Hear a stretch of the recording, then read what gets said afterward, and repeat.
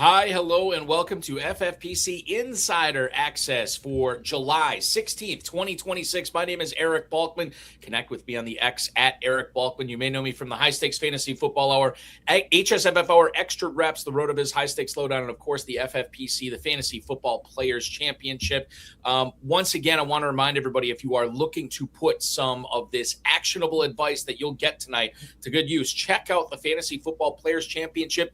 Baby Gorilla, $350 to enter, $1 million grand prize. The 7 Bananas promo is going live right now. Every time you get that 7th pick in consecutive drafts, we're going to keep giving you free teams, starting with best ball tournament entries, going all the way up to a free jungle safari for 4 if you prefer that, or $50,000. It's your choice. MyFFPC.com is where to go for that. MyFFPC.com. Drafts are filling live and slow right now, as well as a sit and goes. You can register now. MyFFPC.com. I want to welcome in my guest host for tonight. Welcome back onto the show, actually. A guy who has hosted this show with me before. A gentleman that you know from SiriusXM Fantasy Sports Radio. You know him from Fantasy Points as well. An FSGA Radio Show of the Year host. Please welcome in at FG_Dolan on X, Joe Dolan. Joe, good evening, sir. I'm having a great evening. I hope you're doing well, Eric. Thank you for having me on the program. It is the time of year when all of a sudden remember that I exist, and I'm not talking about just you, but like the people who were part of my life at one point start to wonder if Dolan is living and breathing, and it's just kind of weird how that always happens. People want my time this time of year, so I lie dormant like a bear for 6 months, and then everybody wants a piece. So it's good to be back here on the program. Obviously, we're back in full swing on SiriusXM, and obviously what we're doing at Fantasy Points. So obviously loving it right now that things are just starting to heat up. What is your schedule? So we were talking about this before we went on. You are going to be on SiriusXM weekday mornings with Paul Kelly every Monday, Wednesday, Friday, and then what are you doing once the season starts? Yeah, so I'm live with Paul Kelly every Monday, Wednesday, Friday on SiriusXM Fantasy Sports Radio, 7 to 9 a.m. Eastern. I am not a morning person. I have never been a morning person. I never will be a morning person. I think that's pretty evident right now, but they get me up early anyway, nonetheless. And then Tom Brawley hosts with Paul every Tuesday and Thursday. And that's going to continue throughout the 2026 NFL season, every Monday through Friday, 7 to 9 a.m. And then from everything that I understand, I am still a part of the game day program on SiriusXM, which will be 1 to 6 every Sunday during the NFL season, where Paul and I go through all the fantasy football leaders and all the fantasy football action live with you. And then Brian Drake and Drew Davenport have a new Fantasy Points radio show on SiriusXM as well. They're on Sunday afternoons now from 3 to 5 p.m. Eastern. So we're kind of taking over the airwaves at Fantasy Points. But for now, I have off on Saturday and Sunday, and that is until, of course, week number 1 rolls around. So then the other thing I have to ask is that we know how you are slammed in the drafting season and in the during the NFL season, but when you are sort of like down, when everybody's talking fantasy baseball, fantasy basketball, what have you, where football is not prevalent in everybody's mind, how is Joe Dolan recharging those batteries? I don't, especially this year. This year I moved from South Carolina to Pennsylvania, and now I'm pretty sure I just got lung cancer by walking outside. I'm in central Pennsylvania right now, and our air quality is the worst in the entire state of Pennsylvania. So I'm looking out at I can sort of see the sun through the cracks in my blinds here, and it is red. It is blood red, and that is very ominous. That's like, I don't know what that means for fantasy football, but I'm sure it's something. But nonetheless, I hope everybody's staying safe and staying inside if you're in the Midwest or the Northeast right now. But no, this year, recharging the batteries just didn't happen because we've been focused on buying a house, doing all that stuff. So it's just going to have to wait until after the season, unfortunately.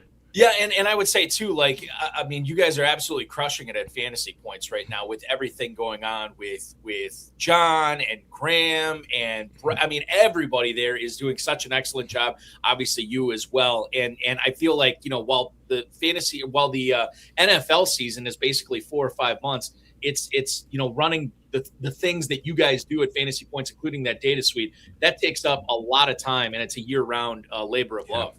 And I'm very lucky to be, I guess, a forward-facing member of Fantasy Points. It's something that I don't take for granted, but the number of people we have behind the scenes who are making that thing go, especially with Brett Whitefield's team with the data suite, it's a staggering number of people that people don't know about. And obviously you need a lot of people to do that. When we're talking about developers, we're talking about data charters, we're talking about people who are doing our projections behind the scenes, using that data in a really actionable way. So I'm lucky that I just get to come on here and be a bobblehead and spit out stats from the research that our wonderful team at Fantasy Points has done. I think you're not giving yourself enough credit. You're going to be doing more than just spitting out. You will be spitting out stuff from the data suite, but you'll be talking about a lot more than that as we get into the show tonight. Joe and I are going to go around the NFL in the first segment. Second segment, we will have a fantasy price check on many significant difference makers at each position. And then in the final segment today, we will go inside the mind of Joe Dolan, where we have a quasi lightning round talking about over and underrated players, sleepers, rookies, busts, best fantasy offenses, and more. That is going to take us all the way up to 9 o'clock tonight. Tell you what's going on the rest of the week on the FFPC family of podcasts. But let's kick things off in Indianapolis, Joe. We have the report here that DeAndre Smith, who is the running backs coach for Indianapolis, said that they need to find ways to take the workload off of Jonathan Taylor. They do have Seth McGowan, who they drafted in the NFL NFL draft this year. They also have DJ Giddens headed into his sophomore campaign. I don't know if this changes the way you think about Jonathan Taylor as a first-round pick. I mean, even if they take some of the workload off of him, we know he's going to be among the top workhorses in the NFL. FFPC drafters, according to FantasyMojo.com, are drafting Jonathan Taylor on average over the last 5 days in the Big Gorilla as running back 4 at the 109. Do you glean anything from this comment from the running backs coach, or is this going to be business as usual? It's going to be JT as much as you can eat all the time. Got to be completely honest with you. I do this for a living. It is my job to know these players. I am not sure I could have off the top of my head before last week told you who the top backup to Jonathan Taylor was.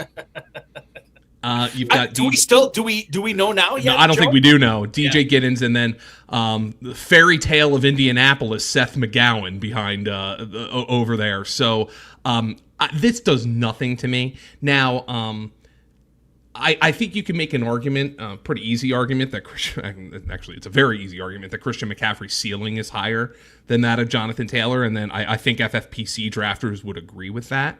You said Jonathan Taylor's going off the board as the 4th running back. I would presume that means Christian McCaffrey is going off as the 3rd running back. That is correct. Behind Bijan and Gibbs. So FFPC drafters clearly agree with me there. But this is a nothing burger. Now, do I want to figure out which of these guys is going to be used more? Sure. But as you well know, the guy being the top handcuff doesn't necessarily mean that he's going to play more as the number 2 back. Is it possible that the Colts coaching staff views either DJ Giddens or Seth McGowan as somebody who can have a role independent of Jonathan Taylor, but they favor the other one as kind of like the replacement for Jonathan Taylor? Whatever the case, I doubt either of these guys are even getting much love in best ball drafts, even the deepest of best ball drafts.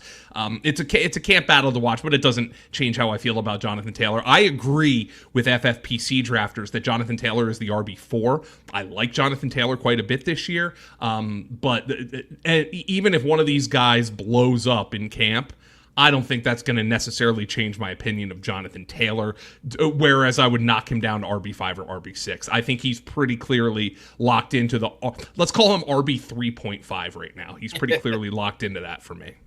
Yeah, and after Taylor, Jeanty is pretty quickly goes right after him, along with James Cook, and then we're into the second round after those guys. So as it stands right now, we have 6 first-round running backs in the FFPC Big Gorilla, and Taylor is in at number 4. Now, this guy is not in the first round, but he has been climbing a little bit. There was a report on ESPN recently, Joe, that an AFC executive says that Quinshon Judkins is going to have a big year this season. This is his second year in the NFL. He was an honorable mention in the report for Jeremy Fowler's list of top running backs headed into this season. And he is coming off that leg injury, ankle injury, whatever it was, foot injury that ended his campaign last year prematurely. 827 yards on the ground in 2025, 7 touchdowns, also had 26 catches for just under 200 yards as well, targeted on 23% of his targets, of his pass routes that he ran last year. Now, it all comes back to ADP. We look at Judkins and where he's going right now. Quinshon Judkins is right between Montgomery, Swift, and Henderson, which sounds like a law firm, at the running back 21 at the 501. So he's going at that 4-5 turn. Are you of the opinion to agree with this AFC executive that Judkins is going to have a big year in Cleveland? I have a tough time with this. Number one, I think the Browns stink. Now, their offensive line was bad last year. They have no continuity on that offensive line, but they actually went out and made a bunch of moves where maybe midway through the season, heck, even maybe early on, those moves at the offensive line start to pay off. But on a bad football team with quarterback issues where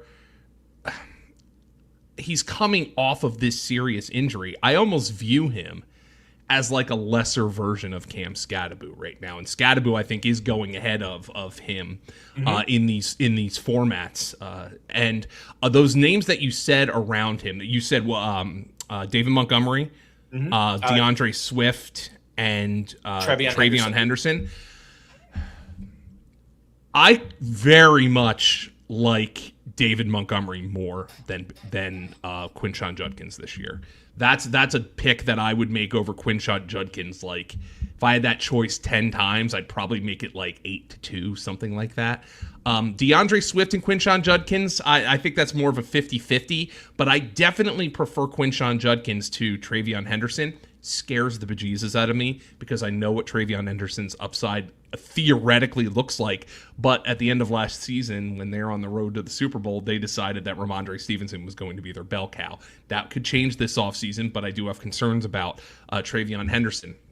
Nonetheless, a Cleveland Browns running back that I have been drafting more at his cost than Quinshon Judkins at his cost has been Dylan Sampson. Now, Dylan Sampson was a complete freaking zero as a runner last year. Just 175 yards on 65 carries, 2.7 yards per rush. All right, the guy was terrible. But among running backs with 100 or more routes run, he was like a top 5 running back in yards per route run. This was a guy who was really good through the air. So that gives them an opportunity to have somebody who can play on third downs, on passing downs. This is, again, a team projected to be one of the worst in the NFL, so they're going to be playing from behind a ton. So I think Dylan Sampson, although I don't hate Quinshon Judkins by any means, I like what I saw out of Quinshon Judkins, I'm probably going to eschew having a lot invested in Quinshon Judkins until 2027. That's what I think. But Dylan Sampson, the concern I have for him in terms of playing a whole lot is the fact that he was terrible as a runner. The concern, the positive I have is I think he's going to be playing a lot in situations where running the ball isn't going to be prudent anyway, and he proved last year that he's a quality receiver. It's interesting. Do you think that Sampson is the type of guy who, you could put on your roster and then put him in either as a flex or maybe like a top 25 running back on any given week because of those passing chops and the expected catches that he'll get this year? Well, maybe. That remains to be seen. It also remains to be seen just how bad the Cleveland Browns are, right? Do they have a quarterback who can take advantage of any of this stuff? I think Shedeur Sanders was one of the highest check down rate quarterbacks in the entire NFL last year. I would think at some point, Shedeur Sanders, even if Deshaun Watson wins the job coming out of training camp, I would think at some point Shedeur Sanders is going to get starts this year. So it depends on the quarterback. It depends on just how bad Cleveland actually is. Do they get a new coach bump from Todd Monken, which I think is within the realm of possibility. But I would say Dylan Sampson, the hope is he becomes a flex-worthy kind of PPR running back. But those guys have been kind of drying up in recent years, we used to have the guys like the Theo Riddicks of the world. There's a throwback for you. Yeah. The Theo Riddicks of the world who would catch like 6 passes a week at the running back position. Those guys really don't exist anymore, at least independent of a role as a runner. I think you're right about that, and there still are guys out there, but you got to squint a little bit to try to find them. I do want to go to YouTube right now. James Hicks, a good buddy here, wants to know about the Kamara news. They have restructured his contract. He took a pay cut, Joe, to stay in New Orleans this year. I'll ask you. I mean, we've been talking about this a lot on some of my other shows. Is Kamara a guy that is roster worthy for you this year in a 20-round, 12-team draft like the FFPC main event? And what does this do for Etienne for you, for how you feel about what this guy's going to do, knowing that Kamara is probably going to work himself in? My first instinct was no. Alvin Kamara is not rosterable for me. But then I went and looked at our projections, which we tracked, and they were pretty damn accurate last year. Mm-hmm. I'm not going to sit here and pat myself on the back for this entire program, but we had really accurate projections. Chris Wecht, our projections guru, is phenomenal. We moved Alvin Kamara up to RB 46 in our projections. Now, you have to understand the difference between projections and rankings, right? The projections are just purely statistical projections. And it's possible for Alvin Kamara to maybe hit the numbers that we have outlined for him. 104 carries for 390 yards, 28 receptions for 187 yards. And he hits that exactly, and he's RB 46, and he has like basically 0 usable fantasy weeks. And that's what you want when you're ranking players, is you want usable fantasy weeks. But so I would say Alvin Kamara probably is going to be rosterable, and I would think he's going to be getting drafted before I'm comfortable drafting Alvin Kamara. But he is rosterable. Not on my teams, I don't think. But what it did do for Travis Etienne was, and by the way, I'm going to honor the guy's request and say his name the way he asked us to say it. I understand, when you're a kid and you're in big scary reporters are shoving microphones in your face and they call you Travis Etienne, you just smile and go, yeah.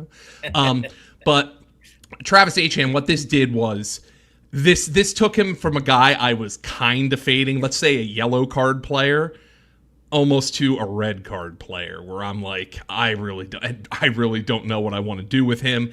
We moved him down in our projections to RB 25. Now, I'm interested to see where he is getting drafted in the FFPC, because our projections just moved him behind Bashal Tutin and Ramondre Stevenson. And I would guess those are 2 players who are going pretty well past Travis Etienne in FFPC drafts, although obviously the high stakes community probably reacted a bit sensitively to the Alvin Kamara news. So right now, and I'm looking at FFPC main event ADP for this, and you know what? I won't, because we have not had a live main event since this news came out. So I'll go back to Big Gorilla ADP, because we have had news on, we have had drafts go off since this Kamara report. Etienne is running back 17 at the 401 right now. He is right behind, essentially right behind Kyron Williams and Josh Jacobs, but he is still going ahead of Javonte Williams and Cam Skattebo. So that's where Etienne is going right now. I would imagine, and by the way, over the last 5 days in the Big Gorilla, he has fallen as late as the 408. So there is still a little bit, and he's gone as high as the 303. So you're talking about almost 2 full rounds of variance there. So what you're talking about is people who think Alvin Kamara is completely cooked, and honestly, that's been my prevailing opinion this offseason. But I also understand the Saints. They got themselves out of salary cap hell. Doing right by a franchise icon what did he say at the trade deadline last year, that if the Saints decided to trade him, he'd retire and start drinking pina coladas or something like that. Like, exactly. He has no interest in playing anywhere else. But maybe this is a suggestion that they think maybe he could still be effective in a limited role.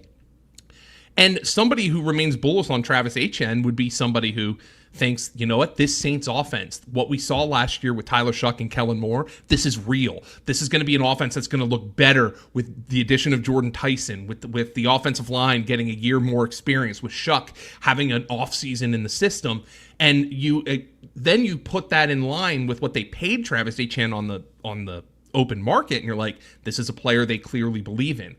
But I'm just looking at our projections, and we, compared to where he is at, right, even in those big gorilla drafts, we have him completely buried. And that is not going to be a player I'm going to be drafting at cost. Full disclosure, I was drafting every Jaguar running back last year not named Travis Etienne, and we'll see how that worked out for me. Tank Bigsby ends up getting traded. Tootin doesn't do anything, but we actually have Etienne below Tootin, his former teammate, right now in our projections, and that's with us projecting a bigger role for Alvin Kamara, because it looked like Alvin Kamara signed a contract with real money. This is not, hey, Alvin, we'll give you a raise now, but we're going to cut you. That's not what this contract looks like. The other thing, I'll just, and to wrap this up with Kamara, if Etienne were if Etienne were to miss any time this year, Joe, and we needed to look at who the guy behind the guy would be in New Orleans, would Kamara be the type of guy that we could plunk in if Etienne was out that week, or do you see it as more of a committee with Miller and Neal? I actually think, believe it or not, that if Etienne were to miss like a week or two, I think they'd tell Alvin Kamara to take off the glasses, get in a phone booth, and put on the Superman cape for a week or two. I firmly believe they would do that, and I think the Saint fans would eat that up. Devin Neal, to me, Kendre Miller, rather. To me, he's like Marshawn Lloyd. I'm not sure he exists. He's like Marshawn Lloyd and Trey Benson. Does this guy actually, is he real? I'm not sure. The lady on the plane, you know what I'm talking about? The meme? That yes. MFer is not real. That's me with Kendre Miller right now. So I can't give you an opinion on guys that I've barely seen play football in Kendre Miller and Devin Neal. So I actually think in the event that Travis Etienne were to miss like a week or two, maybe not a serious injury, but a week or two, I actually do believe they put Alvin Kamara in the backfield as like, maybe not a bell cow, but as like the starter. Yeah, and that is useful, especially in FFPC main event where you can flex out to, you could start up to 4 running backs if you wanted with those dual flex spots. We'll keep the running back conversation going here, Joe, with Cam Skattebo. And this is another player and I said Judkins has been rising up a little bit. Skattebo was rising up significantly. John Harbaugh's new head coach called him a top-tier back, and he's planning on playing that way this year. Earlier this offseason, he was taking 11 on 11 reps. I don't know. I thought I read something or heard something that Skattebo was sneaking into reps. I don't know if the Giants wanted him to do it, but he was doing it anyway. He did a backflip at a celebrity softball game this year as well. And you think about his running style, and certainly that nasty injury that ended his season last year, I got to believe he's going to put himself in harm's way again. But with how good this guy is catching the ball, how good he is inside and outside the tackles, and quite frankly, if Malik Neighbors starts on PUP, or he is not capital letters Malik Neighbors at all this season, the Giants need some weapons, and he could be one of the significant ones for the Giants this year.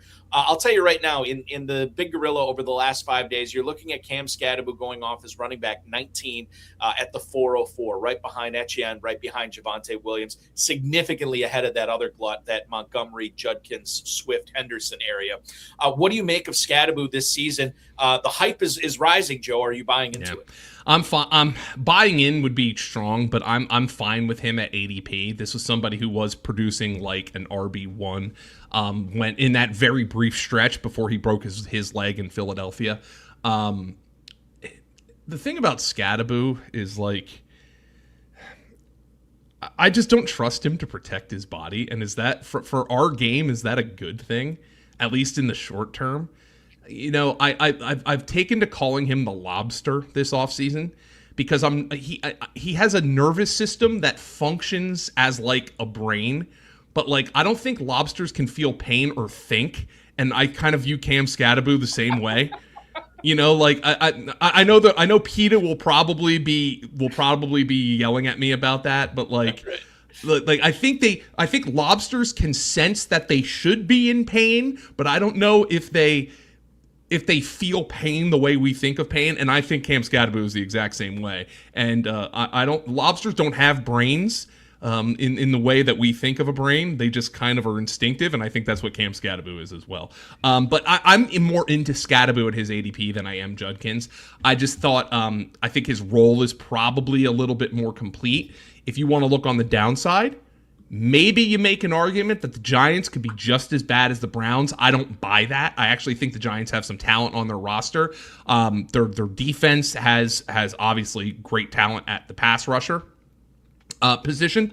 And on offense, I think, I don't have a lot of faith, by the way, in Matt Nagy as the offensive coordinator, but nonetheless, they do have Greg Roman on that offensive staff. And if for all of Greg Roman's faults, we do know that he can design a good run game. And I think Cam Skattebo will fit within that. There's also the downside of, you have two quality backs, guys who have played well in the NFL and have done way more in the NFL with their names in Tyrone Tracy and Devin Singletary than anybody behind Quinshon Judkins has done. And I know I just spent some time kind of halfway talking up Dylan Sampson, but Tyrone Tracy and Devin Singletary are objectively more accomplished NFL players. So these guys can probably come in and fill in for Skattebo a little more, but I just like Skattebo and his situation more, and I'm willing to buy him at ADP. I don't hate Judkins, but I like Skattebo more.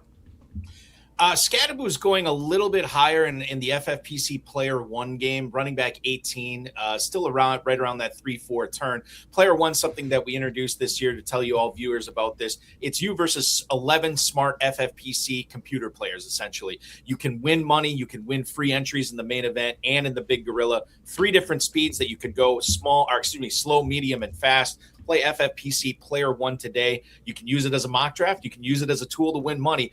Either one's available at myffpc.com. Skattebo, Joe, is just kind of a fun guy to own, too. Like Joe King is piping in on YouTube right now. Got a Skattebo highlight video in my feed today. I wanted to run through a wall after watching. He's fun to watch. I go back to the Arizona State stuff. I didn't really watch him a whole lot that year, but in the college football playoff, was that against Texas, where he threw for a touchdown, ran for a touchdown, caught a touchdown. I'm like, God, this guy's awesome. I can't wait for him to get to the NFL. Now he's just got to stay healthy. Well, it drove my wife nuts because I think Joe Tessitore was calling that game. I believe the one you were talking about. And the entire broadcast was like, Skattebo, 3rd and 10, Skattebo. Like, and so my wife, and then she, my wife's an academic. I'm not sure she's, overly impressed with the shared brain cells between Cam Skattebo and Jaxson Dart, but nonetheless, from a fantasy football perspective, the question I have about Skattebo, and I don't know what the answer to this, so you should probably get an injury expert on to talk about this. For a guy like Skattebo, who is not explosive, explosiveness is not the part of his game, right? Even at his best, if you loved this guy coming out, you even admitted that he wasn't explosive. Is like a serious leg injury, does that affect them less because they weren't explosive in the first place? Or does it just take below average explosiveness and just make him completely useless because now he has none whatsoever? And that I don't know what the answer to that question is, because I know it's a different injury, but Javonte Williams in Denver, right? When this guy came out, we thought he was an explosiveness, bell cow, everything type of player. His second year, he gets hurt, and it takes him years to get back to even what he was in Dallas last year, which was the best version of, for 2 years in Denver after that injury, he was a plotter. And now in Dallas, I don't think anybody would call him explosive, but he was a little bit more of a plotter. Is Cam Skattebo going? Is there going to be a drawback to both him and also Quinshon Judkins, who has more explosiveness than Skattebo, but isn't exactly TreVeyon Henderson himself? That's a question I don't have an answer to, but I have just like a positive feeling about Skattebo and I on him coming back and reclaiming kind of that backfield. Yeah, I'm with you. I'm not going to drive his ADP up at all, but certainly where he's going, that 3-4 turn or early in the 4th round, makes a lot of sense to grab. If he gets into the early 3rd or 2nd, forget about it. I won't be drafting him there. But where he is right now, totally fine with it. We have him projected running back 17, and I think that's just about right for him. His teammate, who he's sharing brain cells with, Jaxson Dart, we'll talk about him here, or at least the combined shared brain cells between Dart and Skattebo is certainly a talking point. But Dart specifically, his head coach was talking about him this week as well. John Harbaugh says he can, quote, live in a lot of different worlds. We can run RPOs. We can run quarterback-driven runs. And what's great about this, Joe, is I thought it was great to see what Dart did on the ground last year. Now, I really would have liked to see him go out of bounds and slide more, but the rushing talent intrigued me. This year, I didn't know what to expect. Obviously, with Nagy and Harbaugh, it's different than what it was last year with Brian Daboll. And I didn't know how they would address Dart. Are they going to let him run at all? And it sounds like not only are they going to let him run, they're going to design stuff for him to run. We look for the Konami code, as Rich Rebar always says. We look for the Konami code with these rushing quarterbacks. There's a significant rushing floor with Jaxson Dart, and maybe there's even a good ceiling there too as well. I don't know about the health of Neighbors, but it's nice to know that even if his pass catchers aren't exactly world beaters, and maybe some of them are being a little underrated here, Dart can do it with his legs as well. In the FFPC Big Gorilla right now, my friend, he is going as quarterback, and this is Jaxson Dart I'm talking about. He is going as quarterback 12 at the 1201, one spot ahead of one Patrick Mahomes. How do you feel about Jaxson Dart this year, Skattebo's teammate? Who is going like with the 4 quarterback picks ahead of Jaxson Dart? Right before Dart, you have Purdy about a round ahead. Same thing with Prescott. And then about a round and a half ahead of that, it's Lawrence and Herbert. Okay. These are the FFPC are sharp drafters because on a lot of platforms, you'll see like Jaxson Dart going ahead of Brock Purdy and Dak Prescott. And John Hansen, obviously the founding partner at Fantasy Points, has taken to calling his favorite quarterback target this year Trevor Herbert. Or Justin Lawrence. I'm not sure which one he prefers right now, but see, I was about to say, come in and say, man, he's going at quarterback 9 and he's going ahead of Purdy and Prescott, and then I'm going to say I'm completely out. I think quarterback 12 is fine. I think it's totally fine. I'm fine with it. I'm not like, oh my God. But for the rushing upside, I think it's totally fine. The concern I have is, do we have proof that Jaxson Dart is any good? Like, he played for 8 games? On the other hand, does he need to be good for fantasy? And I think at the quarterback position, we've seen that maybe you don't. Maybe you don't have to be really good for fantasy. Nonetheless, where's Bo Nix going? He's going lower. In fact, he has tumbled a little bit. I'm looking at, this is Big Gorilla ADP here over the last 5 days. You have Nix falling all the way to quarterback 15. He's not going until the 13th round right now. Yeah, I would prefer that at cost than to Jaxson Dart. But you could get both of them, quite frankly. I mean, there's really no reason you can't. I'm fine with Jaxson Dart at that price. I don't want to say he's overvalued. I don't want to say he's undervalued. I think it's a completely fair price. Joe, with just in regards to quarterbacks, I'm going to get to Baker Mayfield in a second. Quarterbacks have been falling, quite a bit this year. It's a deep position.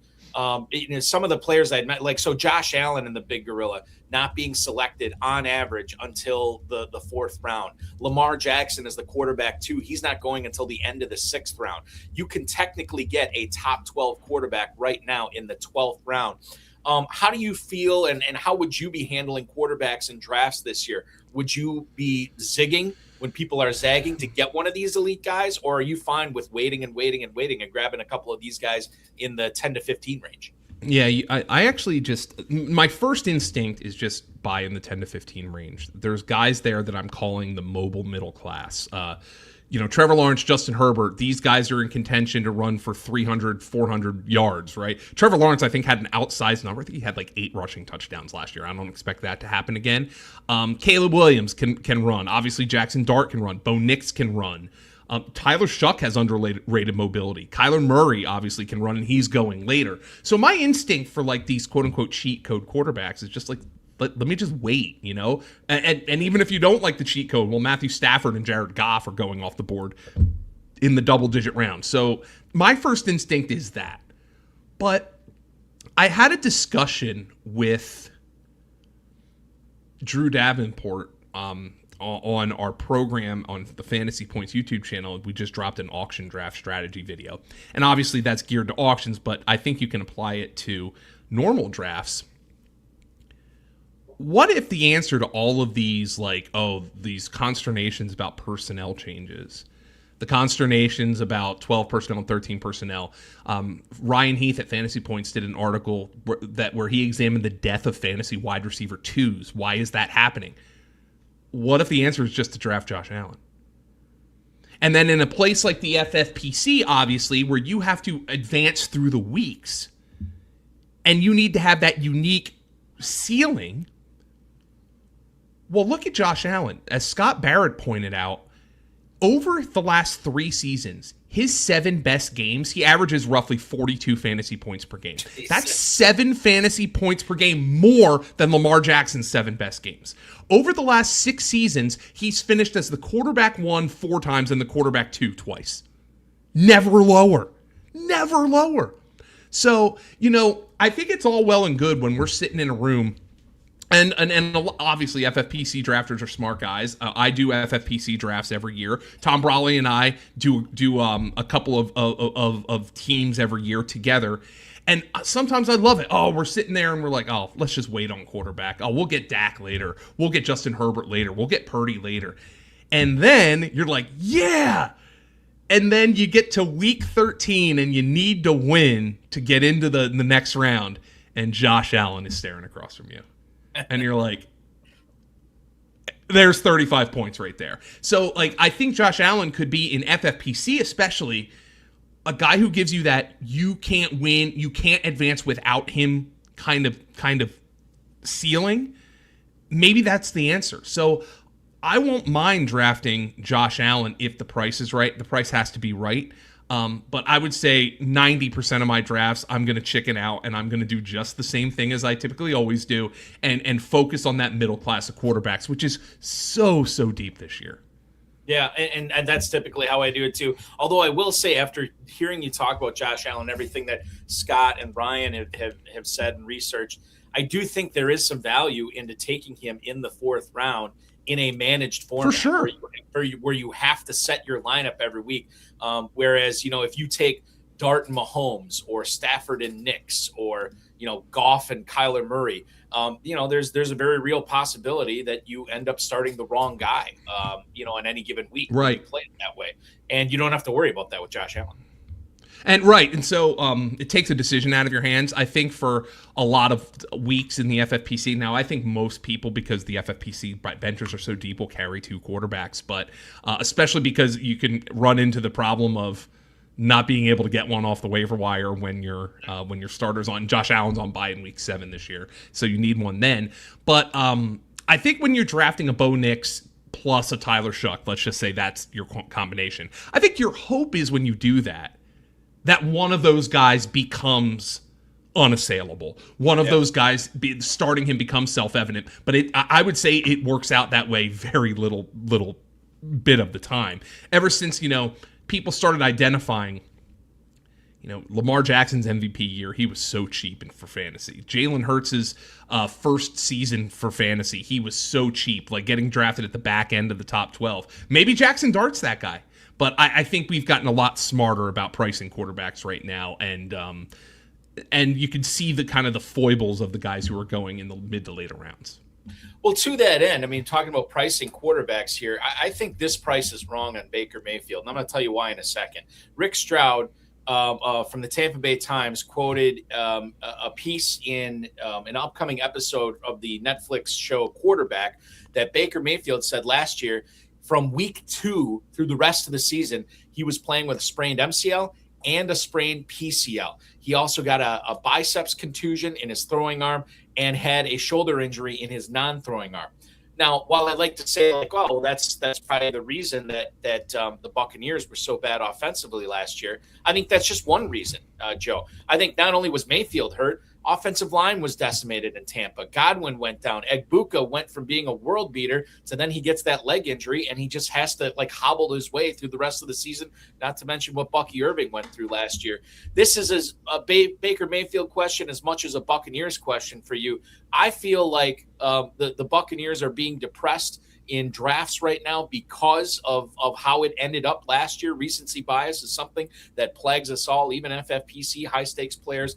I think that Mayfield is mispriced at quarterback 19 in the 14th, 15th round right now. And I feel like the rest of these Buccaneers too, I think are going to have some positive regression coming this year. How do you feel about Mayfield and the Buccaneers offense in 26? Yeah. I feel like I probably haven't been drafting them enough. As a whole, I'm not really sure how to treat Chris Godwin as he's another year older. I am anticipating a bounce back from Emeka Egbuka. I just haven't found myself in a position to be clicking on Emeka Egbuka's name quite a bit, whether it's just been where I'm drafting, the build that I have. But he's one of those guys I'm not opposed to. I think, Eric, you're very familiar with the fact that even if you do a ton of drafts a year, there's just some players who you have nothing against, who you just don't end up clicking for whatever reason.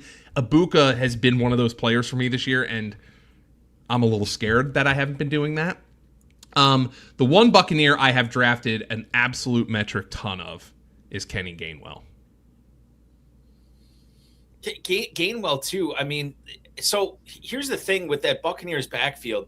If Gainwell's going to be, he comes off the 70-catch season in Pittsburgh, if he's going to be the pass catcher there, and if Sean Tucker is going to be the goal line guy there, I'm having a hard time drafting Bucky Irving at his ADP right now, which as I look at the big gorilla and see Bucky Irving over the last 5 days is going off as running back 25. He has fallen to the mid-fifth round. I don't know, man. I'm seeing a very, very small way. You got to thread the needle with Irving still at that ADP. Yeah, and we actually have him above, and he's been a player I have not been drafting at all. We have him above ADP with his projection right now. We have him RB20, and our projections guru Chris Wecht has kind of owed that a lot to just the offensive issues in general, the issues with Baker, the fact that Tristan Wirfs dealt with injury, Mike Evans dealt with injury, Godwin obviously was in and out of the lineup. But the thing I keep coming back to with Kenny Gainwell is the fact that the Tampa Bay Buccaneers had a running back in this offense the last 3 years in Rachaad White, who caught 64, 51, and 40 passes. He had 6 receiving touchdowns in 2024. Over that same span, he had 272 carries, 144 carries, and 132 carries, okay? So this was a player, yes, his numbers were declined every year, but this was a guy they used a ton. They used Rachaad White. They let him walk for a contract that he signed with the Washington Commanders that is cuttable. It's a 1 year, $2 million deal. If the Commanders decide that, Rachaad White, obviously, like the Buccaneers felt, doesn't have all that much left, they can just cut him. And they signed Kenny Gainwell over this player who knew their offense, who had played in their offense, who had averaged over 200 touches per season over the last 3 years. And they signed Gainwell to a contract for 2 years, $12 million. Now, I know that doesn't sound like a lot in NFL terms, but when a lot of running backs are signing 1 year deals, like Rachaad White, like Rico Dowdle had to sign, they gave Kenny Gainwell multiple years. And I do know one thing about Kenny Gainwell, is he is a coach's pet. Coaches love this guy wherever he goes. As a matter of fact, 2 years ago in Philadelphia, 3 years ago at this point, remember, they came out in week 1 against the Patriots, and everybody was excited about DeAndre Swift in that offense. And everybody's like, why is Kenny Gainwell the starter? Why is he getting all these snaps? And the fact of the matter is, Kenny Gainwell catches the ball well. He runs hard. He's a hard charger. He pass protects. He plays on third downs. He does everything that coaches love. I think Kenny Gainwell's going to play. Why do I think Kenny Gainwell's going to play? Because every coach that has had Kenny Gainwell has played him. Every offensive coordinator that has had Kenny Gainwell has played him. And remember, offensive coordinator in Philadelphia is like Defense Against the Dark Arts at Hogwarts. They don't keep them.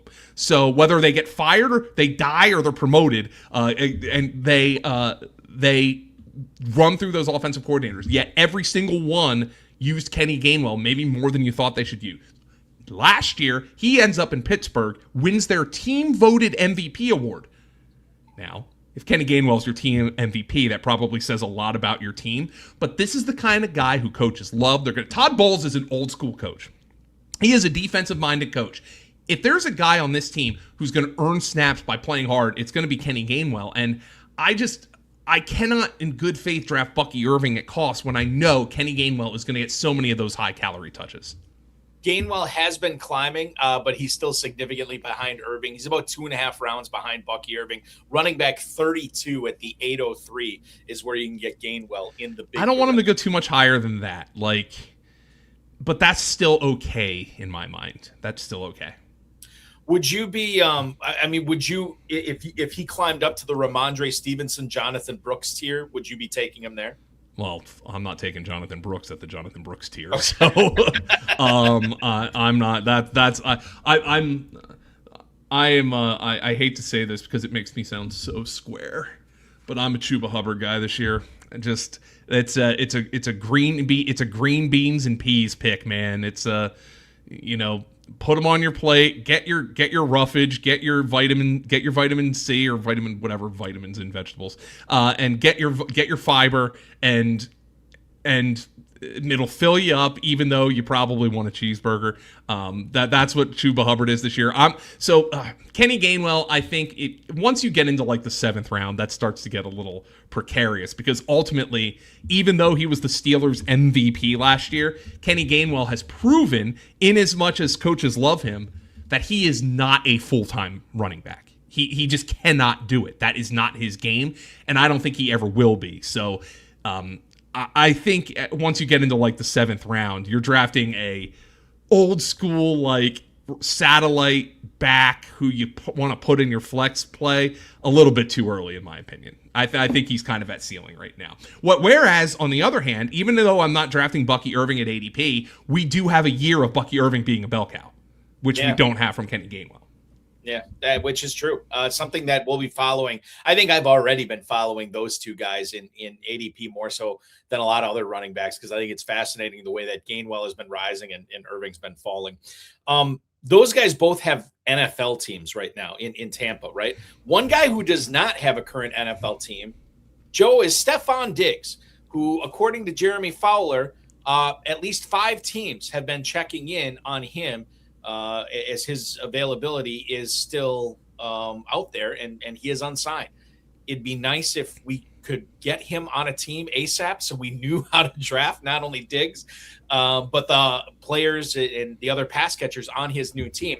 We don't have that right now. So what's the proper way to be handling him in drafts? Joe, right now, wide receiver 53 in the 11th round is where Diggs is at. It's after Concepcion. It's after Higgins. It's before Dobbs, before Coker. I think it's a risk worth taking there. How do you feel about it? That's completely fine. He's being drafted as wide receiver 5. And he's out there. Apparently he said something like, I'm better than every team's wide receiver 2. Mm-hmm.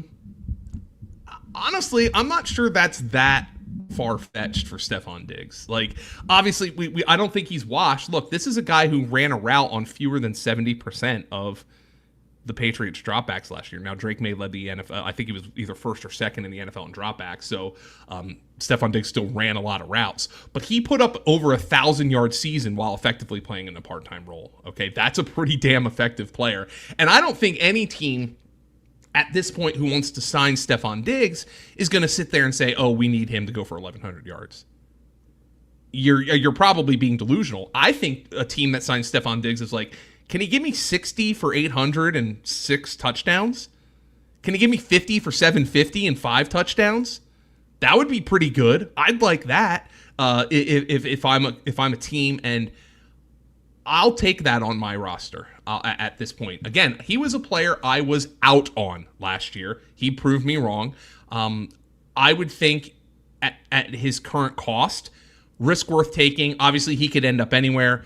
Washington, who when Stefon Diggs sounds like the sane one to sign between him and Brandon Ayuk, that shows you where Brandon Ayuk is right now. I would love to see him from a fantasy perspective with the Raiders. I don't know if he wants to go to the Raiders. He just got a taste of playing in a Super Bowl for the first time in his career. So I would think that he maybe wants to sign with a contender. But once he signs, Eric, let's just say he signs in Washington, where their other number 1 receiver is already over 30, Terry McLaurin, and dealt with injuries last year. His ADP is going to go through the roof. Yep. So now's the time on Stefon Diggs. And if he doesn't sign anywhere, guess what? He was your 5th receiver. Who cares? Yes, exactly. If I could pin you down here to a team, the 4 teams that come to mind when I think about Diggs, where he could seriously go. You mentioned Washington. I'll throw in Indianapolis. I'll throw in Kansas City, and I'll throw in Baltimore there as well. For fantasy purposes, would you be hoping that he goes to one of those situations more so than the others, because it's going to be best in this spot? Kansas City. I still am puzzled. How did Kansas City do absolutely nothing at the wide receiver position this offseason? They know that Rashee Rice is a threat to push an old lady into traffic at any moment. Their MVP quarterback is coming off of a torn ACL. He had to do it all himself last year. He had the most rushing yards of his career. Well, you would hope he doesn't have to do that again this year. Now, what that has done, honestly, for me, Travis Kelce's 37 years old, right? Like, what are we doing here, guys? Do you know what that's done for me? Boy, have I added a lot of last-round Tyquan Thornton to my portfolio. Yeah. Because he was better than Xavier Worthy last year. Now, I know Xavier Worthy had his injury problems. And I don't even like Xavier Worthy, but at his ADP, where is he going with the super late? So I'll give you the baby gorilla right now, which is basically the same thing as the big gorilla, $125 then, or $100K grand prize in that one. Wide receiver 47 at the 10. You know what? I don't even like Xavier Worthy. Isn't that a valid price to play for the guy though? Because I'm just sitting here thinking, I was like, I have to presume that there's at least somebody with brains in Kansas City, right? They've won 3 Super Bowls, and yes, Patrick Mahomes is a part of that. But they put there's elite quarterbacks or presumed elite quarterbacks around the league who haven't sniffed the success Patrick Mahomes has had. So you presume they're doing a good job putting good teams around Patrick Mahomes. So I'm thinking to myself, I'm like, why were they not in on A.J. Brown? Mm-hmm. Why were they not in on Jalen Waddle? Maybe they were, but just got outbid. But is that just like a tacit admission by them that they think Xavier Worthy and Tyquan Thornton are better than we think they are? Maybe, but also it still just doesn't make sense to me that your number 1 receiver over the last couple of years, not named Travis Kelce, who now is the vaunted catch and fall down tight end of like the late career Jason Witten ilk. Your number 1 receiver, not only is he coming off a serious injury, by the way, Rashee Rice, he's a flight risk. I just don't understand why they didn't do something. So I think from a fantasy standpoint, the best spot for Stefon Diggs is Kansas City. I truly believe that. And Baltimore is fine too. Actually, I think there's a great opportunity in Baltimore. But Baltimore's been kind of Tennessee light over the last decade of like where old receivers go to die. Oh yeah. Baltimore always just gets the guy. I guess they had success back in the day with Derek Mason and Anquan Bolden, but now it's like, oh, DeAndre Hopkins has signed there, yay! Dez Bryant signed there, yay! I don't know if I could shake that feeling if Baltimore signs Stefon Diggs, but both Baltimore and Kansas City would provide, I would think, chances to contend for Stefon Diggs while also giving him a solid target share. I want to, we've been talking wide receivers here, Joe. I want to take a break. When we come back, let's talk about some AFC West running backs. I'm going to give you some FFPC ADPs. You let me know how you feel about them at that price. It's specifically almost exclusively AFC running backs, and we'll get into some other positions as well. He's Joe Dolan from SiriusXM Fantasy Sports Radio and Fantasy Points. I'm Eric Balkman. You're watching FFPC Insider Access. Don't go anywhere. We'll be back in just under 2 minutes. What's up, everyone? Andrew Cooper here of Fantasy Alarm, and I want to talk to you about my very favorite format ever, and that's best ball. Yes, we all love to draft. Drafting is the best part of fantasy football, but if you do too many drafts in too many real leagues, you end up with too many lineups, too many trades, too many waivers. It's a lot of work. There's a solution to that, and it's called best ball. You go in, you draft your team, and then you're done. You don't need to set a lineup, no trades. The algorithm optimizes your lineup for you every single week so you can draft as many teams as you want. And the best place to play right now is myffpc.com, where they have the $125 buy-in with a $400,000 prize, and also a $35 buy-in super flex league with a $400,000 prize. Get in over at myffpc.com. Use promo code ALARM when you deposit for the first time. They'll give you $25 when you deposit $35 or more, and you can start drafting teams now and draft all summer long without having to worry about lineups or trades or any of that. Get in there at myffpc.com and start drafting best ball teams now through the rest of the summer.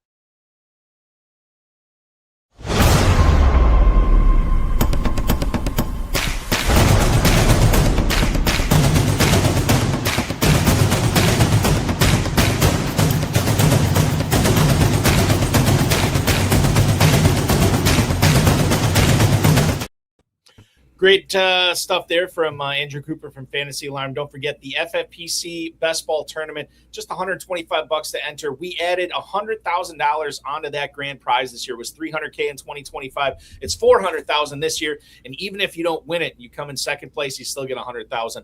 Register now, myffpc.com, myffpc.com is where to go for the FFPC Best Ball Tournament. Being joined tonight on FFPC Insider Access by one Joe Dolan from Fantasy Points and, of course, SiriusXM Fantasy Sports Radio. You hear him every Monday, Wednesday, Friday from 7 to 9 with Paul Kelly. Fantasy Football Morning, right? That's the name of the show, Joe?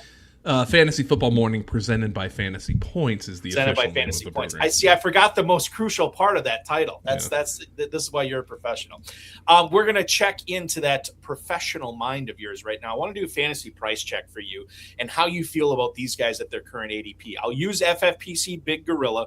Right now, it's the format and the tournament that we have going off the most. I got probably, I don't know, just under 3 dozen drafts of sample size here over the last 5 days. I want to go to Omarion Hampton first because there are a lot of people out there very excited about Mike McDaniel coming to the Chargers. We know what he was able to do with Devon Achane. However, Achane and Hampton, they are not the same type of running back. Although they're very talented, they are a little bit different. Hampton right now, running back 7 at the 204, ironically one spot ahead of Mike McDaniel's old running back, Achane, who is at running, well, I should say that, Chase Brown, Achane, and Barkley right after Hampton right now. How do you feel, and how much of a target would Hampton be at the 204 for you this year? And I think when you answer this, Joe, it's going to tell me kind of what you think about this Chargers offense in general.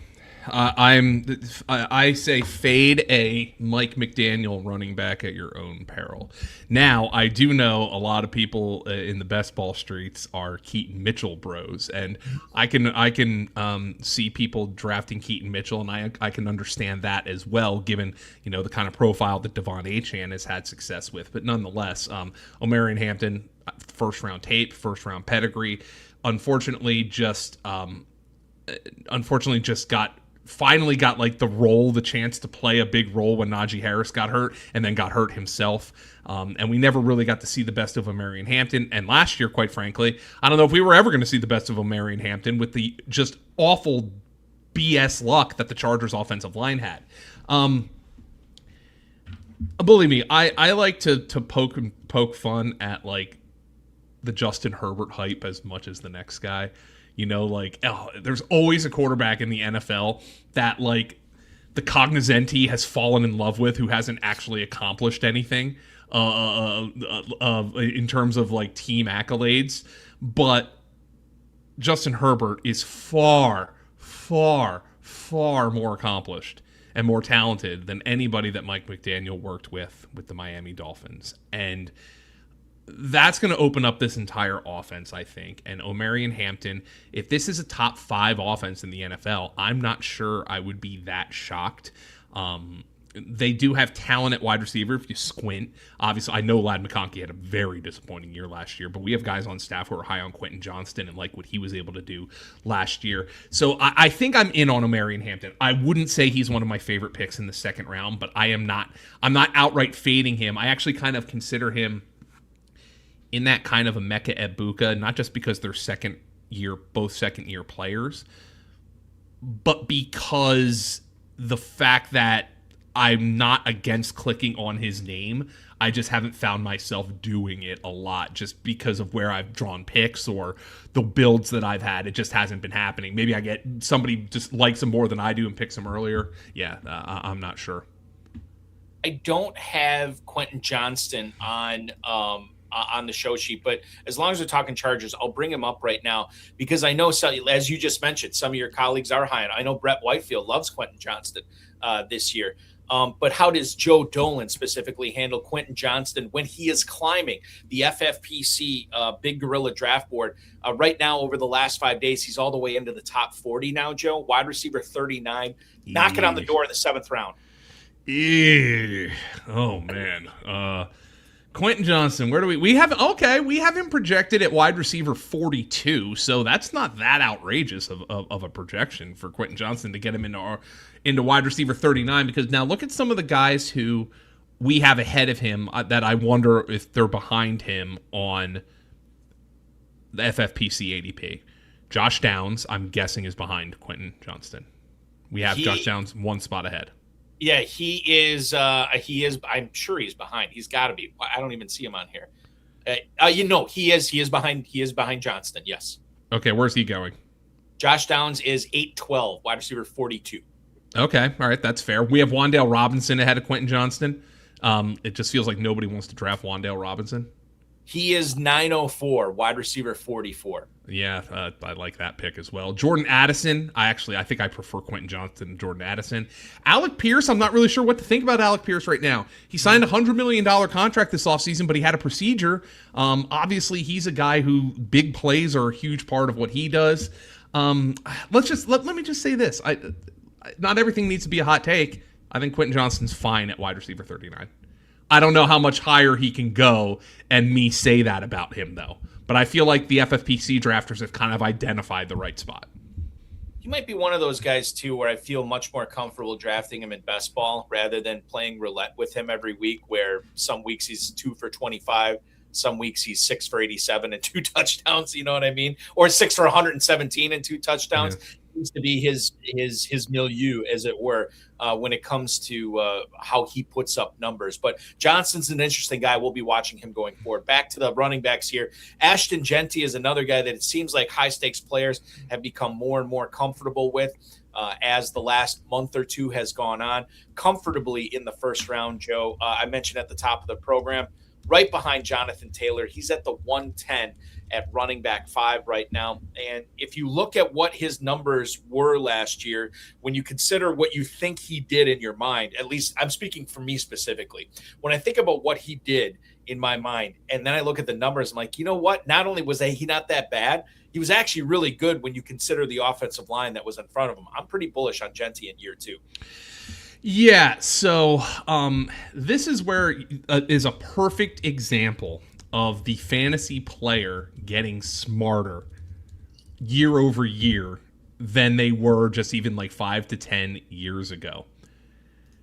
Jacob Gibbs, using the from obviously the Fantasy Football Today newsletter and CBS Sports, he's a friend of Fantasy Points, and he loves using the Fantasy Points data suite for his research. He did some amazing work breaking down Ashton Jeanty.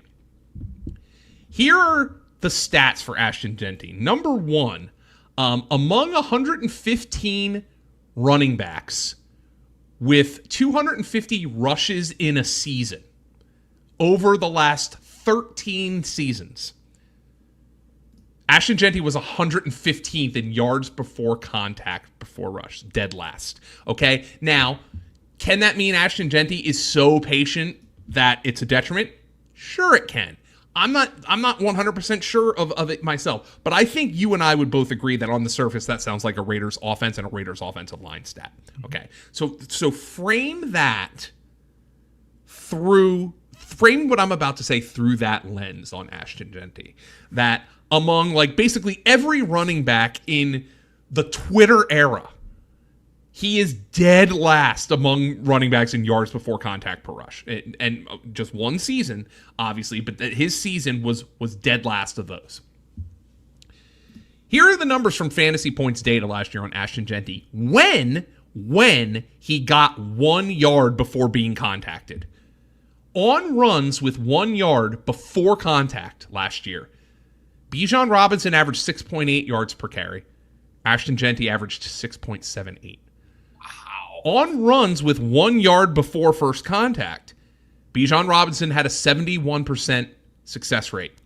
Ashton Jeanty had a 71% success rate. On runs on which 1 yard before contact was opened, Bijan Robinson forced 25% of tacklers to miss. Ashton Jeanty forced 25% of tacklers to miss. And yards after contact. Okay, so you got to stack this on top. Okay. On runs in which he was contacted 1 or more yards down the field. So the first contact comes when Ashton Jeanty has a runway. Bijan Robinson averaged 2.8 yards after contact per rush on such runs. Ashton Jeanty averaged 3.4. That was the best in the NFL. So on runs in which he got a yard of runway or more, nobody averaged more yards after being contacted by the first defender than Ashton Jeanty. So on those runs, he was equal to or better than Bijan Robinson in those categories. And that is a really, really hard thing for me to shake, because Ashton Jeanty might have just proven through the season that he had last year and through the advanced metrics that we have on him that all of the people screaming, you cannot draft a running back in the top 10 until you have the right infrastructure around him, he might have just proven those people right to the fullest extent of the matter. Because we have stats that show why he failed because of infrastructure, but we also have stats that say when that infrastructure was good enough to provide him room to run, he excelled. So I am in on Ashton Jeanty this year. I really wish the fantasy football, the average fantasy football mind isn't as sharp as it is now. Because this a year, 2 years, like let's say 5 years ago, this is the profile of a running back who's going at the back end of the second round, third round. Oh, this overhyped rookie on a bad team. I don't want anything to do with him. His statistics, his fantasy production last year is not a first round profile. And we've found out year over year that the thing that best predicts fantasy points per game the next season is fantasy points per game the previous season. Mm-hmm. Ashton Jeanty did not live up to his hype, but we have enough numbers at fantasy points to show the extenuating circumstances were so miserable that maybe there actually was a generational style running back in there somewhere. You know, you ever see Hook, where like the little the movie Hook with Robin Williams plays Peter Pan, and the one Lost Boy is like going like this to Robin Williams' face. And then he like goes like this, and he's like, there you are, Peter. Like, I feel like when Ashton Jeanty got a hole, you're like, there you are, Peter. There's the guy. There's the guy who was drafted in the top 10. And I do remember doing this song and dance with Trent Richardson back in the day, which is Nightmare Fuel, because I loved Trent Richardson coming out of Alabama. But I don't think we had the advanced statistics to the level we do right now and the understanding of that. And also, I think Ashton Jeanty, I think one of the big things for Trent Richardson was just flat out motivation. I don't think he loved playing football. I don't get that impression from Ashton Jeanty from everything that I've read and heard about him. So I am in on Ashton Jeanty.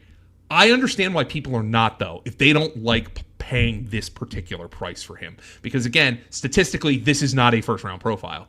Situation wise, though, Clint Kubiak offense, the top guy behind him is a 4th round rookie. The offensive line should be far improved with better health and the signing of Tyler Linderbaum. The fact that they have, I guess the fact that they have nothing at wide receiver is probably a detriment to him. Nonetheless, I expected that Clint Kubiak's going to scheme it up for him. Better quarterback play. Let's throw that out there. Whether it's Kirk Cousins or Fernando Mendoza, you would anticipate it's better than Geno Smith last year.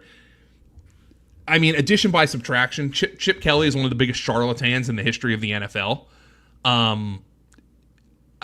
I think there's a lot working in Ashton Jeanty's favor. Not the least of which is the fact that they've basically said, 300 touches would be nice. We think we have a guy who can do it all. I mean, Eric, I guess I'm the guest here, but I'm tired of hearing myself talk. You've got a little Raiders chain back there behind you. So I guess you're a hurting loyalist, but what's your feeling?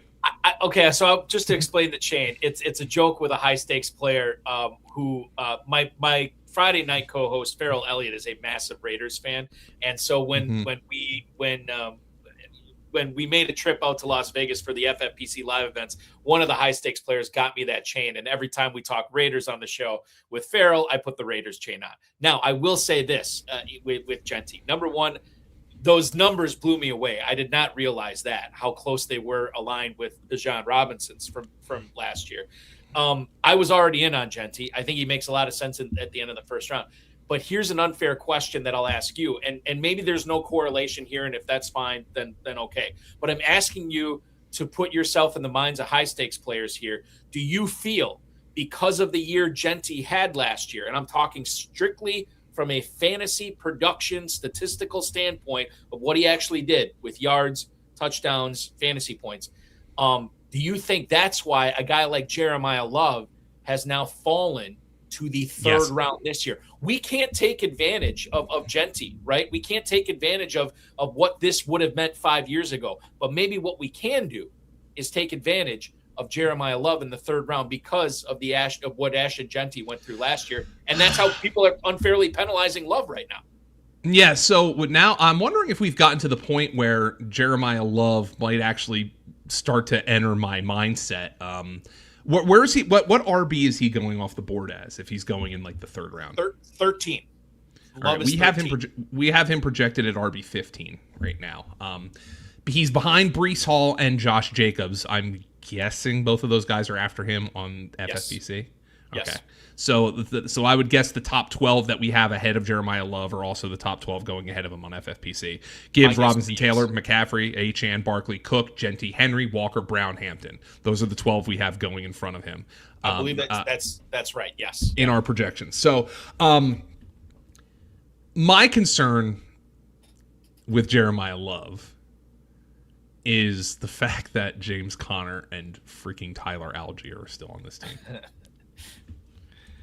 Tyler Algier specifically exists. He was born into this world to be the gristle between the teeth of fantasy football players. Tyler Algier had 204 touches the same year Atlanta used the top 10 running back pick on Bijan Robinson. Are you kidding me? The problem is we hate this for fantasy for what it means for Robinson and Love, but there's also people out there that hate what it means for Algier, who drafted it. Like, think about the people I was drafting back in January, Joe, and I was very excited about Algier being a starting running back in the NFL, and now he's same thing again, just the train wreck Jeremiyah Love's value. Yeah, and James Conner's still there. Now, I would anticipate, and I am praying and I am hoping that the Arizona Cardinals do well by James Conner, who's been nothing but a good soldier. And probably, from my money, at least in my mind, the single most underrated fantasy player of my career, because I don't think I've ever been right on James Conner. And I would hope at some point they do something right by him and get him into a new environment. I think there are a couple running back rooms out there that would be much better with a James Conner in it.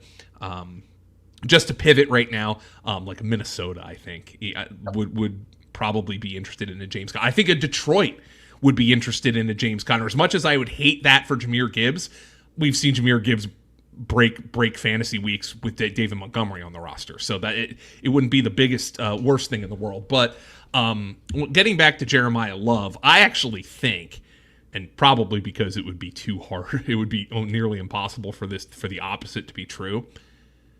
I think the Cardinals' offense is going to be much better than the Raiders' offense was last year. I just think it would be hard for it not to be, right? Like, barring offensive line injuries, Jacoby Brissett is a professional quarterback, presuming he ends his holdout. Michael Wilson and Marvin Harrison. Okay, Marvin Harrison's been a disappointment in the NFL so far. I understand that. But they still have professional receivers. Paris Johnson has upside at the left tackle spot. You have Trey McBride, who caught 120 passes last year. This is going to be a better offense. So maybe what Jeremiyah Love might lack in volume, and I guarantee you that there is no way I will be shocked if we aren't screaming some weeks about how little Jeremiyah Love is getting the football. Like, I'm just anticipating that. And I think a lot of the fantasy drafters are anticipating that as well, right? That we're just going to be screaming some weeks, like, get this guy the football. You drafted him 3rd overall, you dumbasses. Like, come on. But I think we are paying the tax there. I actually think his ADP now is fair. Like, I know the kind of profile that a Jeremiyah Love has. That's the kind of guy, even as a rookie, you want to be drafting in the first round, right? We were drafting Jeanty at the 1-2 turn last year. Obviously, Bijan Robinson was a first-round pick his rookie season. Arthur Smith still has not paid for his war crimes that year. Then the Johnny Smith stuff, of course, that always tickled my pickle as well. But I think like we've kind of learned our lessons, and now Jeremiyah Love is going in a spot where he's palatable. If you don't mind, could you let me in on what wide receivers are going around Jeremiyah Love? In the Big Gorilla over the last 5 days, Love, as I mentioned, is the 301 pick. At that same spot, you are looking right above him, A.J. Brown, Drake London, and then right below him, Nico Collins, Rashee Rice. Yeah, I kind of like all those guys better than Jeremiyah Love, right? Like, it depends on Rashee Rice. Rice is hard because if he plays 16 games this year, I don't foresee a scenario when he doesn't catch 100 passes. Again, Rashee Rice, he's the kind of guy who might throw a baby back into a burning building, but other than that, I just don't foresee a scenario in which he doesn't catch 100 passes this year. If he plays, of course. Right. Yeah, and that's the wild card in this. The X factor is we know Rice is good when he's on the field, but how much on the field will he be? And then it also comes down to just roster build in general, because I very much in the last number of years, and for as long as I can remember, really, have been a absolutely dedicated hero running back drafter. That has not been a great strategy the last couple of years, like the death of the wide receiver too, from a fantasy football perspective. Not getting those running backs who can tilt fantasy weeks has been a big problem. My question is Jeremiyah Love going to have the opportunity to do that? I'm not 100% sure. Now, it's possible he comes out and in week 1, he catches a dump-off pass and takes it 45 yards to the house, and you're just like, oh my God. Oh my. Like, how could the Cardinals possibly take this guy off the field? But Tyler Algier has been a cockroach. I just told you all those stats with Bijan Robinson and how elite he was from the advanced metrics. Tyler Algier scored 8 touchdowns last year. Despite knowing what Bijan Robinson can do, he was given the opportunity to score 8 rushing touchdowns. So what is going to prevent that from happening again, even if it's with a new team? And by the way, I should mention this as just give a dynasty plug. Jeremiyah Love may be going in the 3rd round of FFPC Big Gorilla drafts right now. He's going in the 1st round of FFPC Dynasty drafts. Well, he should be, yeah. Yeah, absolutely. FFPC Dynasty drafts available $100 all the way up to $5,000. Register now, myffpc.com. Compete against guys like Joe Dolan. Joe, you got a couple of FFPC Dynasty teams. I sure do. I got a couple. I'm kind of in tweener mode. Not quite contenders. Not quite rebuilders, but I've been swinging some trades, getting some of those coveted 2027 first-round picks. I've got one in a 1-quarterback dynasty where I believe I have 3 first-round picks next year, which I'm very excited. Oh, wow. So let me just show you some of the trades that I just pulled off in that. This was a couple of months ago, But okay, so my team. Let's go to the rosters here so I can evaluate where I'm at. So the team Dolan, and that's me. I now have. Here's what I have. I have 2 firsts and 4 seconds in next year's draft. Oh man, nice. So here is what. And by the way, not for nothing, I actually think I have a decent chance to like maybe be an outside playoff team. But here's a trade I just made because I'm like I just don't think I'm really a contender. I was offered at the beginning of June. I had AJ Brown. I was traded Mekhi Lemon, a 2027 second, and a 2027 third for AJ Brown. Effectively, somebody saying, I'm a contender. I don't know what Mekhi Lemon's role is going to be. So let me go trade for AJ Brown and give up 2 picks in the next year's draft, plus a guy who was a top half of the first round player this year. And I thought that was a very fair trade. And I thought it was a fair trade for both teams. Now it's given me a lot of ammo because in the event that I am a contender this year, I have 4 second round picks. Probably don't want to part too much with the first rounders for next year. But, I've got Ashton Jeanty on the team. I have Kenneth Walker on the team. I have Jordan Love. It's a 1 quarterback. I have Malik Willis. I have Smith and Jigba. I could see things breaking the right way for me, but I probably just don't have enough depth to really put a contending team together this year. Nonetheless, I have Carnell Tate. I just drafted him, so I have some decent names on this roster that I think I can parlay into a good team in the next year or two. But I was pretty happy with how that's built. I think I have enough youth at the running back and the receiver position. Kenneth Walker just signed a big deal. Maybe if he has a huge year, that's somebody I can flip for a first rounder next year. Just to see. So yeah, FFPC. I have some super flex teams. I have some 1 quarterback teams, and I would definitely not consider myself like a dynasty like master strategist, but I have to play it. Like I have to play it's it because. Fun. Yeah, and it's my job, So yeah, and it's your job. Yeah, exactly.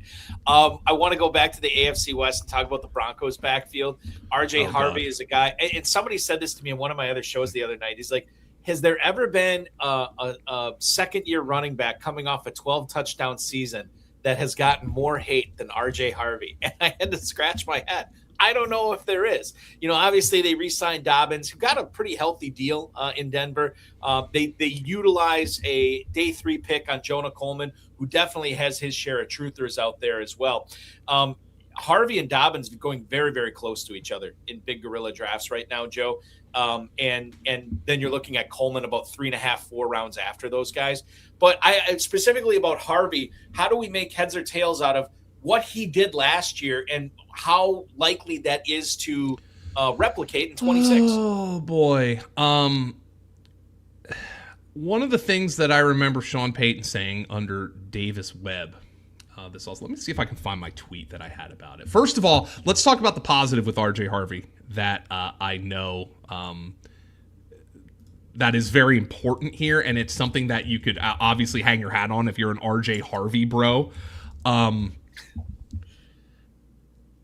At Fantasy Points, we chart expected fantasy points. So what we've come up with, obviously, it's something Scott Barrett came up with years ago, but we've tweaked it, obviously, now that we have our advanced metrics. And basically what it is expected fantasy points is exactly what it says. It takes the sum of and the average of every single play that a player runs, and whether it's a run from the opposition's 21-yard line, or a target on 3rd and 4 from the opposition's 18-yard line for a certain position, and it calculates all such plays of that sort over multiple years and calculates the average fantasy points that those plays have scored.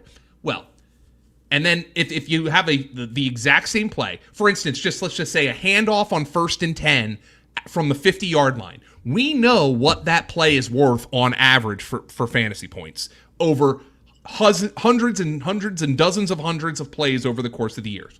Well, RJ Harvey, this is a niche stat, but just hear me out. Last year, among all running backs, he was first in expected fantasy points per route run. So they gave him juicy role in the passing game. But there is some bad news here when it comes to RJ Harvey.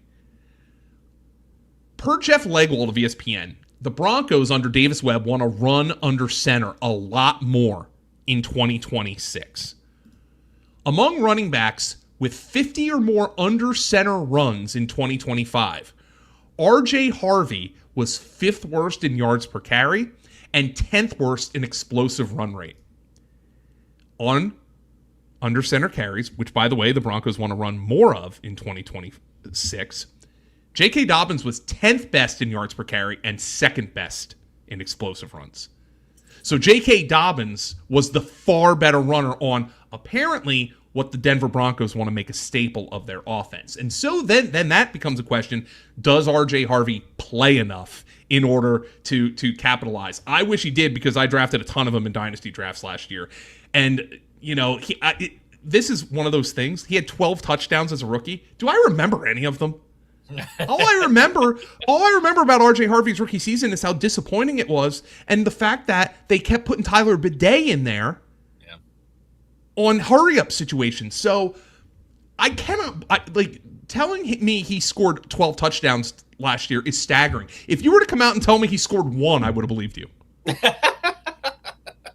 It's like, seriously, you know, sometimes I think about how, like, we in the fantasy industry, we just kind of miss the forest through the trees because we are so focused on the here and now that eventually we miss the big picture. That is something that I completely miss the big picture on. It's just kind of like TreVeyon Henderson. Like, if I were to tell you TreVeyon Henderson ran for over 900 yards and 8 touchdowns last year, you probably wouldn't believe me unless you've looked up that number. Because of just how disappointing he was perceived to be on a week-to-week basis. But so we're talking about a really weird rookie running back class. But I'll tell you, Eric, I don't think I'm in on RJ Harvey. And the price is fair if you are. But what do FFPC drafters think about him? 807 for Harvey, 812 for Dobbins. Right now, I mean, there's basically back. I probably prefer Dobbins. I for sure do.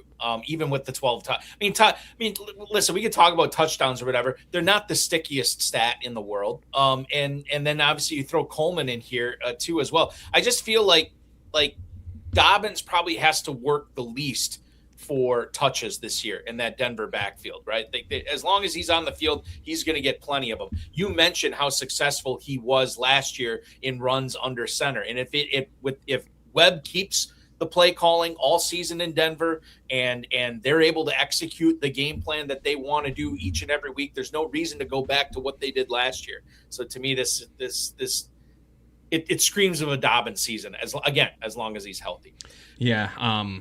Which obviously is the big question with J.K. Dobbins. Always the big question. I mean, he's never played more than 15 games in a season. That was his rookie year. The last 4 seasons, 8, 1, 13, 10. You know, that you can't rely on J.K. Dobbins. And like you said, throw Jonah Coleman in there. Tyler Bidet still hanging around for whatever reason. And you know, at the goal line, eventually Sean Payton's going to put Lil Jordan Humphrey in to catch a fade ball. So, it's just it's been a really difficult backfield for me to suss out. Or he signs Taysom Hill, and then Taysom Hill just does his magic inside the 2. I shouldn't even have said that out loud. Now I feel like I jinxed it, and it's going to happen. Shifting to wide receiver here, we don't need to go through all these guys, but I don't talk about Tetairoa McMillan enough on this show, Joe. And I think it's weird to me that this guy, and he slipped a little bit. He's down to wide receiver 18, still a mid-4th round pick. And I know he had a really successful season last year when you consider that he was a rookie and that offense and the quarterback that he had throwing to him and that he was on. How aggressive are you being with McMillan in the mid-4th round this year when you consider McConkey, Higgins, Neighbors, Waddle, McLaurin, Burden? They're all going right on top of him there. Okay. Can you list those names for me again? Yes. Okay. So from the 405 to the 411, all these 7 receivers are basically going back to back to back to back. It's McConkey and then McMillan. Then you're looking at... I prefer McConkey. Okay, you prefer McConkey over McMillan. Higgins or McMillan? Higgins might be my favorite player to draft in fantasy football this year. Okay. Neighbors or McMillan? McMillan. I'm out on Neighbors. Yeah, I think I am too. Waddle or McMillan? McMillan. I think I go Waddle there, but I get it. McLaurin or McMillan? McLaurin. I think so too. And then Burden or McMillan. Oh God. Burden's another one. am so afraid of missing out this year. The quotes that are coming out from Ben Johnson are just like driving me up a wall. It's tough, man. I mean, like, I think I prefer McMillan. I could go either way on that one. I'll lean McMillan just because you're on the show, and I'll say I agree with you. But McMillan is a guy that, I mean, I don't know. Like, I look at Bryce Young's stats, and I look at what he put up last year. I don't view that necessarily getting significantly better, and I wonder if McMillan's ceiling is capped, where a lot of these guys, like Higgins, for example, God knows what his ceiling could be with Joe Burrow if he stays on the field. I don't have that same fuzzy warmness that I do with Higgins with McMillan. It's just, to me, it's a limited ceiling, and I just worry about him taking that next step to pay off on this ADP. Yeah. So I mean, T. Higgins, by the way, let's get back to him. This was a player, I wrote him up in an article that we had a little bit earlier this offseason when I was talking about my favorite best ball pick. But he's one of my favorite everything picks, just because I love the profile. I love what he has done. Listen to these stats about T. Higgins. And I know, I'm sorry, you wanted to do like a wide receiver. No, it's fine. Like NFC West. Go with Higgins. Okay. Higgins played 12 games in 2026 with a Joe starting at quarterback, whether that be either Burrow or Flacco. In those 12 games, he averaged 13.7 fantasy points per game in half PPR. I wrote this with a best ball slant and underdogs half PPR. That would be the equivalent of Chris Olave, who finished at wide receiver 9. In the 3 games with Jake Browning, he averaged 5.5 fantasy points per game. That was enough to drop him from the equivalent of wide receiver 9 to the equivalent of wide receiver 12. Now, keep that in mind. Joe Burrow missed most of the season. He played 3 games. Higgins missed 2 games, and he played 3 games with Jake Browning, in which he was not even usable as a fantasy asset. And he was still the wide receiver 12 in fantasy points per game. Okay, so keep that in mind. In the same scoring in 2024, he finished as the wide receiver 4. And you can get him in the 4th round? This was a guy who, when there was a competent NFL quarterback last year, was a top 12 wide receiver. To me, that is my favorite pick in like all of fantasy. I don't think, by the way, the Bengals are going to change their stripes. Not to put a pun on it. I see what you did there. They ran the second most plays in the NFL last year with 2 or more wide receivers on the field. They didn't do anything at the tight end position this offseason. Mike Gesicki's effectively a big wide receiver anyway. I know they're talking up Eric All. Maybe they could do more like multi-tight end sets with Eric All and Drew Sample. But look, T. Higgins is out there when they're putting two wide receivers on the field. Anyway, and Higgins has one skill that will get him on the field in the most critical situations, Eric. He's a touchdown scorer. Over the last 2 seasons, Higgins is 6th among all wide receivers with 27 end zone targets. That's one ahead of Jamar Chase. And that's despite T. Higgins missing 7 games over that span. So he's 6th among all wide receivers in end zone targets with multiple different quarterbacks. And he's behind only Davante Adams in converting end zone targets into touchdowns. 12 for T. Higgins, so basically half of his end zone targets result in touchdowns. Davante Adams has turned 20 of them into touchdowns, by the way. Davante Adams is ridiculous. Over the last of the wide receivers in the top 50 of end zone targets in the last 2 seasons, only Davante Adams, Marvin Harrison Jr., believe it or not, and Mike Evans average more than Higgins and 1.0 end zone targets per game. That's not going to change. T. Higgins is my favorite guy to draft it, and he can be part of any plan. He can be you can get him in the freaking 3rd, or he could be your 3rd wide receiver, man. Yeah. God, this is and now I'm just realizing too, like how I've been handling him in that same area where Higgins has been going. I've been drafting a lot of Waddle, a lot of McLaurin, a decent amount of McConkey. Yeah. And now I'm like, God, I'm screwing the pooch. I got to get back on the Higgins bandwagon. Where's Brock Bowers going in FFPC ADP right now? Well, tight end premium scoring, he's high. Obviously. Obviously, the first tight end off the board, 106 is where we're looking at right now. Yep. I'm just trying to outline a team here, like an extreme build in which T. Higgins makes sense. Remember, this is a guy who 2 years ago was the wide receiver 4 in half PPR scoring. So like, let's say full PPR because it was probably touchdown dependent. Let's just say he's like wide receiver 6 or wide receiver 7. That was 2 years ago. He was a top 12 wide receiver in half PPR scoring last year. I don't have the exact calculations for full PPR right now. So let's just say you take Brock Bowers in the first round. Okay. And you're like, man, I couldn't pass on Brock Bowers. I could not do it because of the scoring. But now I'm drafting from behind. These running backs are driving me nuts, man. The fact that the running back's been so good the last couple of years. Who's available in the second round at like 2.5, 2.7? Achane, Barkley, Walker. Okay. Let's just say you end up with Ken Walker. All right. Brock Bowers, Ken Walker. You're like, I love Ken Walker, but he's never really been a true bell cow. Who are some of the running backs available in the third round? Well, Breece Hall, but that's at the 304. If you go after that, it's Kyron Williams, Josh Jacobs at 310, 311. Okay. All right. You're like, you know what?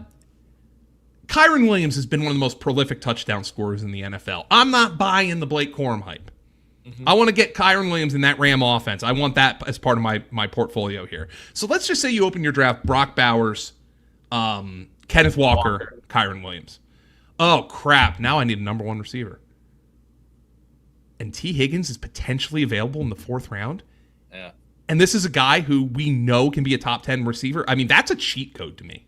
Any build, that's the kind of player I want. Because he can be your number one receiver on an extreme build like we just put together. Or he can be, if you're like, you know what, I think this 13 personnel crap, it's all a fad. Defenses are going to figure this out. Man, like, I even understand, like, why, like, people are doing this, right? Because T. Higgins has missed 7 games the last 2 seasons, all right? But that's built in. It's built in. Yeah. I mean, I also think there's injury risks going ahead of him, right? Like, Malik Neighbors is going ahead. Malik Neighbors already is hurt.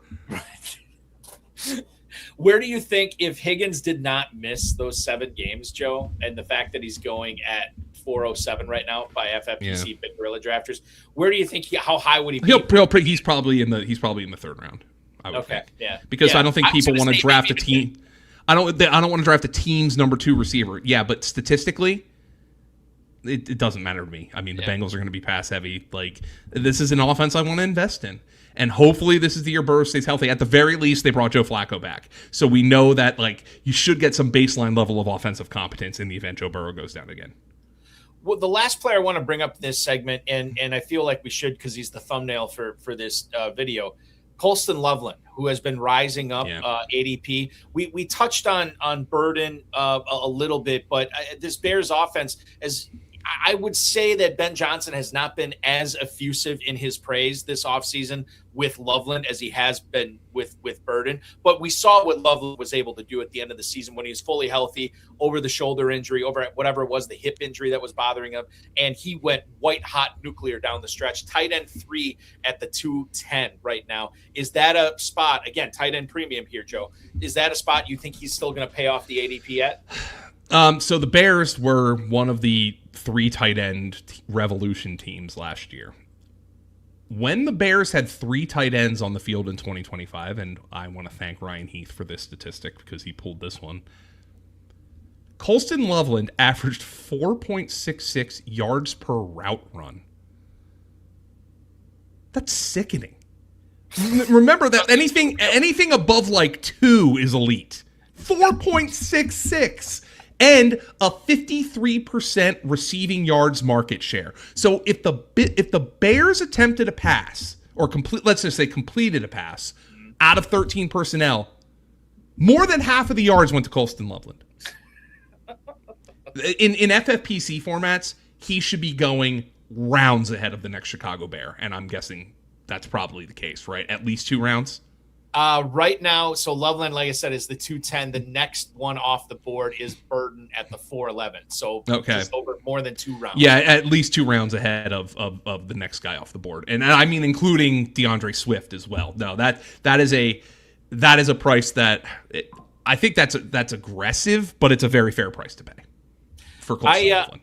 Yeah, I'm drafting a bunch of non-tight end premium leagues, although I'm usually getting him a couple of rounds after the 210 for sure. But he's another player that we'll be watching too. If you want to draft Colston Loveland or any other player with the FFPC Chop Leagues, do so now, myffpc.com. Just don't be the lowest scoring team in your league on any given week, and you win your league. Chop Leagues now available. myffpc.com. They start at $35 and go up from there. We'll take our final break. Joe Dolan from Fantasy Points and SiriusXM Fantasy Sports Radio will join us on the other side. We'll talk about overrated and underrated, perhaps a favorite mid-round target for Joe as well. I don't know what we're going to get into, but I know it's going to be a lot of fun. You're watching FFPC Insider Access. Don't go anywhere.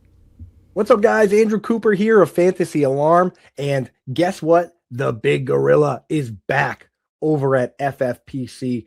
This contest has $5.8 million in prizes and $1 million up top to the winner. And it's got a pretty reasonable buy-in of $350, access to the high-stakes community where the best players play in all of fantasy football. You go out and you win a contest like this, and people are going to remember your name.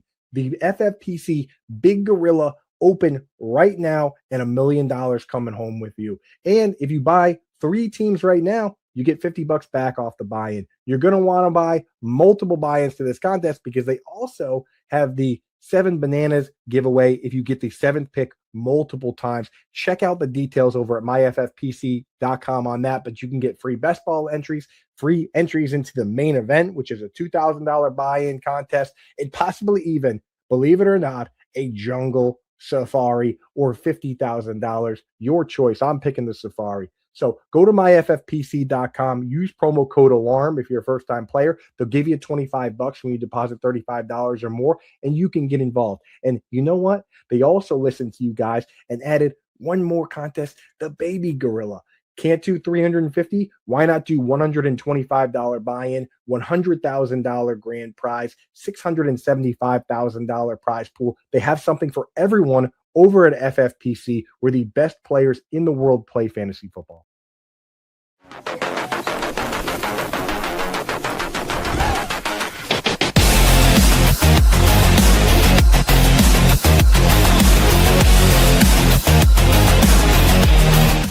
Not only is the Baby Gorilla going strong, the FFPC Superflex Best Ball Tournament going strong as well. Live drafts, slow drafts available right now at myffpc.com. 30-second clocks for the sit and goes as well. Just $35 to enter a $100,000 grand prize at stake. That's the FFPC Superflex Best Ball Tournament. Play now at myffpc.com. We're hanging out with Joe Dolan from Fantasy Points and SiriusXM Fantasy Sports Radio here tonight on FFPC and Insider Access.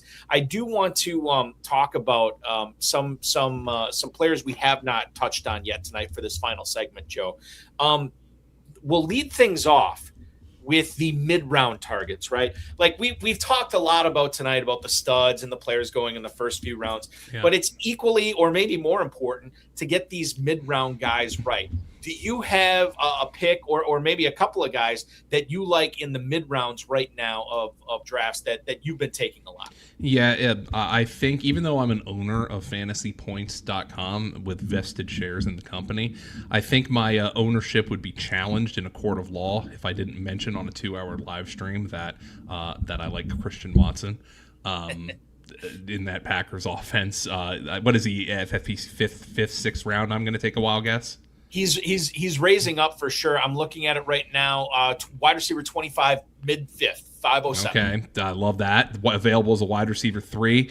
Our guy Brett Whitefield has gone through the tape this offseason and has kind of just dug in, and he thinks Watson might have top 10 ability, in terms of just raw ability at the wide receiver position. I think he's got that level of talent, and they paid him this offseason. And I understand, man, the injury risk is very real for Christian Watson, but the upside there, I'm willing to swallow it. I'm willing to swallow that injury risk because of the upside. But let's just talk FFPC here. But another one of my favorite players, and that I have been drafting this year, and I think is somebody who had an elite level of production and has an elite profile from a statistical and an advanced statistics perspective is Tucker Kraft.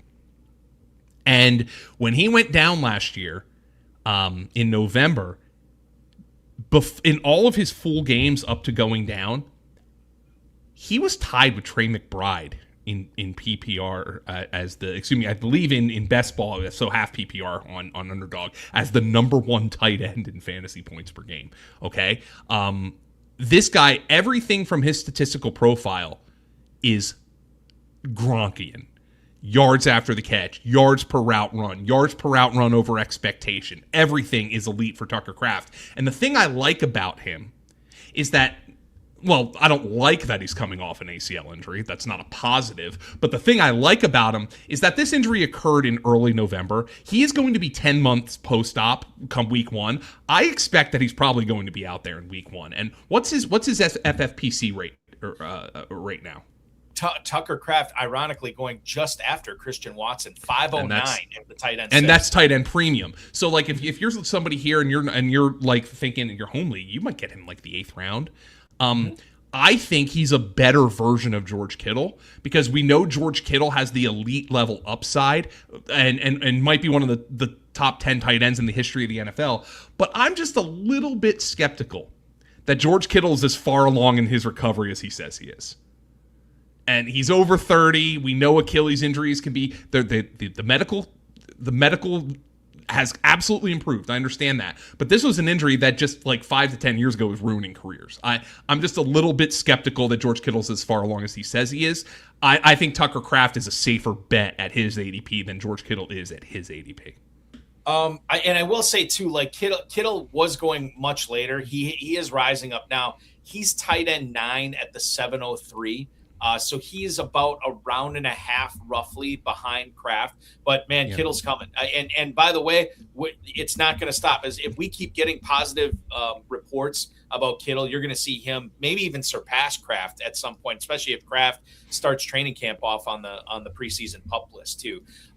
Joe, what's your level of concern? Because I know you bring up both, you like Watson and Kraft. And if you remember last year, Kraft was doing a lot of damage when Watson was recovering from the ACL. Yeah. And then Watson obviously came on after Kraft went down. Yeah, well, that's a good question. You know what it's offset by? I'm just going to be completely frank with you. They don't have Dontavion Wicks and Romeo Doubs on this team anymore. And I think that's a pretty damn big factor. Dontavion Wicks, not for nothing, from our average separation score metrics at Fantasy Points, he's damn good. He's a really good separator. So we think he's a really underrated player. One of the problems for Dontavion Wicks is kind of the mitts, you know? Right, yeah. But that's been a problem with Christian Watson as well, and he cleaned that up last year. But I'm encouraged by the fact that those players do not exist anymore. Well, they do exist. I'm sorry to the Wicks family, but yeah, right. they just don't exist in Green Bay. Yeah, exactly, 100%. I want to talk rookies here with you a little bit. I see you got a couple of them here. If I was to ask you your favorite fantasy rookie not named Jeremiyah Love, who would it or they be? I mean, if you're asking me just like straight up, well, it's probably Carnell Tate, right?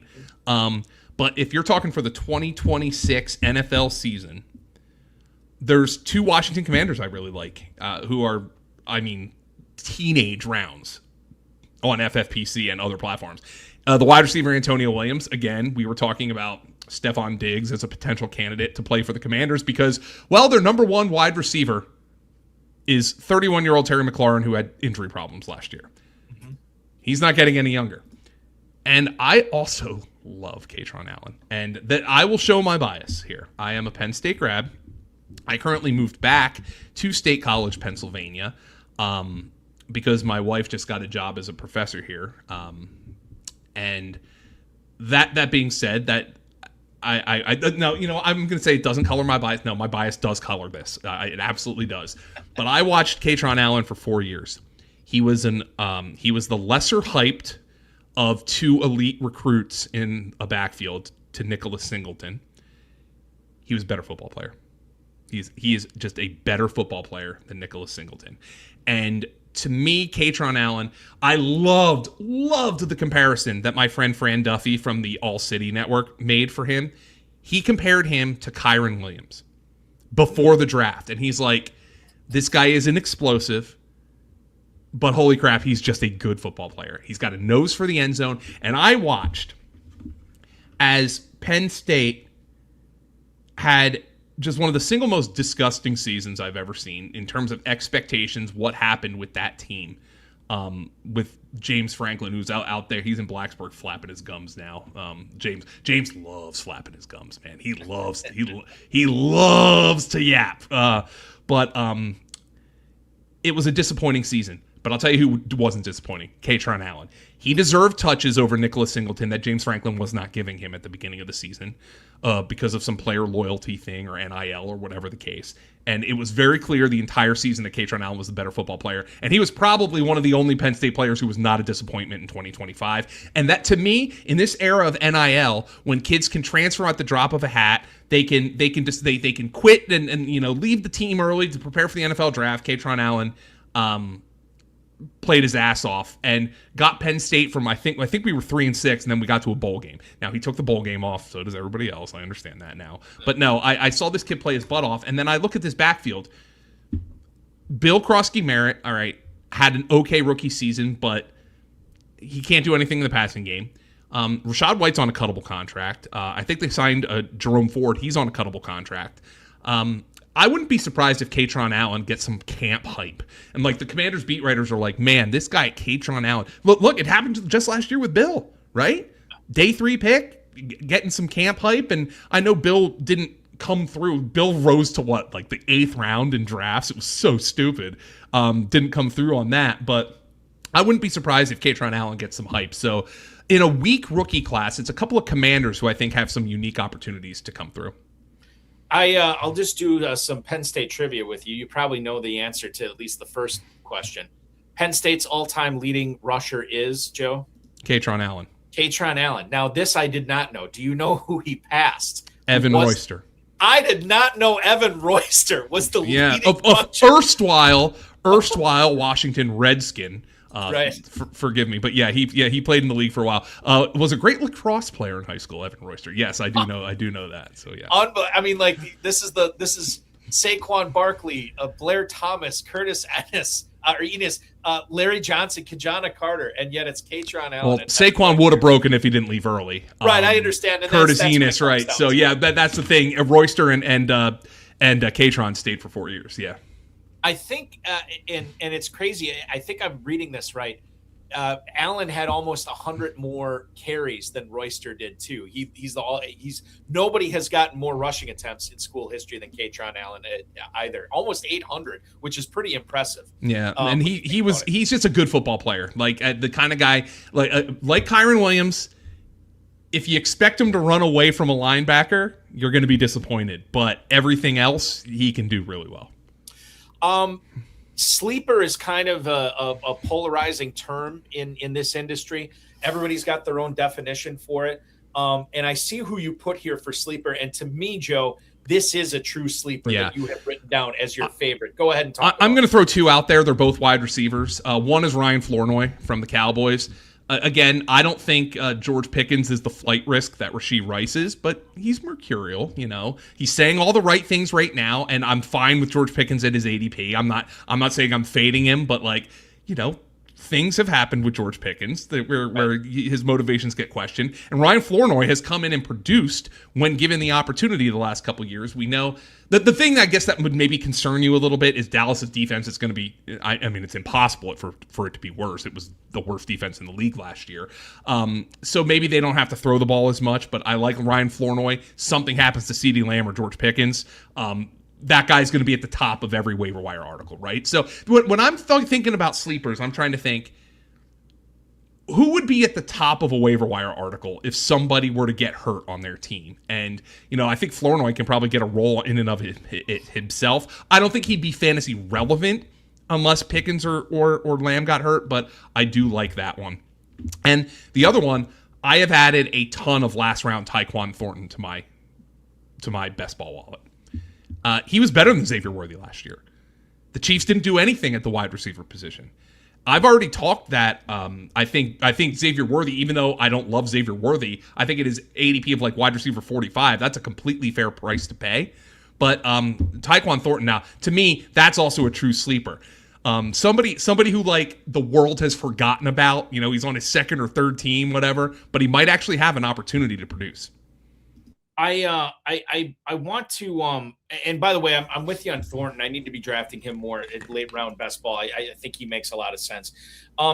There are a lot of offenses that people are excited to draft this year. I think the Chargers are right up there with everybody trying to grab pieces of that offense as much as they can, certainly. But then you have another one for the best fantasy offense in the NFL, and it kind of goes hand in hand with what you've been saying with T. Higgins. There's a lot to love about the Bengals this year and grabbing pieces there. How many teams have 4 guys getting drafted in the first 5 rounds of fantasy drafts? I think one. And I don't even like Joe Burrow at ADP, by the way, unless I'm stacking him. Like, I just think I'd much rather go later. Like, I think Dak Prescott has a similar profile to Joe Burrow, and he's going rounds after Joe Burrow. But the answer is the Cincinnati Bengals. Jamar Chase is a first-round pick. Chase Brown's a second-round pick. I think T. Higgins should be a third-round pick, but he's not. I understand injuries and all that. So it's a simple answer. It's the Cincinnati Bengals.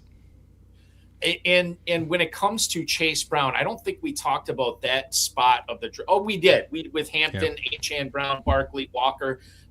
Where would Brown rank out of those 5 guys for you between him, Hampton, Achane, Barkley, and then Kenneth Walker?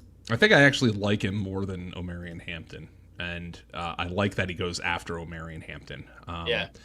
I think that's a probable value. Of those guys that you listed, we have him actually behind all of them but Hampton. But I think you can make an easy argument for him over Derrick Henry, over Kenneth Walker as well. I think Saquon, Jeanty, those guys are. I think those guys are a little bit of a tier above. But Chase Brown's a wonderful target, man. If I draft like Puka Nacua in the first round, I can get Chase Brown in the second. That's pretty freaking appealing to me. That's a hell of a start for sure if you can get Nacua and Brown. I think you've gone to great lengths to talk about your hatred of the ADP for both Malik Neighbors and Travis Etienne this year. Those would probably be on your bust list. Is there another player that maybe we haven't discussed? No, it is somebody we've discussed. It's Jeanty. And I want to acknowledge, even though I'm in on him, that there is a bust risk for Ashton Jeanty, right? What if the advanced metrics aren't telling the true story and the normie metrics are? Let's just and he's going in the first round, Eric. I mean, yes. I have to acknowledge the risk, even if I'm more optimistic about the player. I do think he is the biggest bust risk. Yes, I do. And I'll just bring that. Before I say it, I just want to clarify. The Raiders are the only team in the NFL right now that have 2 players going in the first round of PC Big Gorilla drafts, believe it or not. I think that's a good place to end tonight on that note. Go to bed with that one, kids. Yeah. Listen, Joe, this was so much fun. It always is. I always learn so much when I talk with you. I will continue to listen to SiriusXM Fantasy Sports Radio Monday, Wednesday, Friday from 7 to 9, especially tomorrow when I'll be on for a segment with you and Paul Kelly. That's going to be a blast. We will continue to follow you on X at FG_Dolan. Check out Joe's article he just posted on Fantasy Points about auctions, which is, you just talked to Drew Davenport too about this on YouTube, and a great article there about auction strategy as well. Joe, thank you so much. Keep up the great work, man. This was a lot of fun. Take it easy, Eric. I'll talk to you tomorrow morning. You got it. That is Joe Dolan, ladies and gentlemen, from Fantasy Point, SiriusXM Fantasy Sports Radio. Want to remind you, we have plenty of FFPC Dynasty Leagues, Empire Dynasty Leagues, starting at $100, going up to $5,000. Remember, half the prize pool in the Empire Leagues are set aside each and every year. And if you are able to win that league 2 years in a row, you will be the winner of that Empire side prize pool as well, that jackpot from the Empire Leagues. Check it out, myffpc.com. Also want to make note, 10 days left until the deadline for the early draft spot announcement for the FFPC main event. If your main event teams are paid in full by July 26th, you will have your draft slot on August 2nd. So no matter if you're drafting late in August or in September, you will know your draft slot on August 2nd if your main event team is squared away by July 26th. Don't forget, after you buy your first team with the main event this year, you get $600 off each additional team as well. MyFFPC.com is where to go for that. We'll be back 7 o'clock next Thursday as we kick off Pros versus Joes Weekend 1. Fantasy Mojo's Darren Armato Giovanni will join me at 7 o'clock on FFPC Insider Access next week as well. I want to thank Joe Dolan. For Joe, for our producer, Sean Engel, my name is Eric Balkman. This has been FFPC Insider Access. We'll talk with you again next week.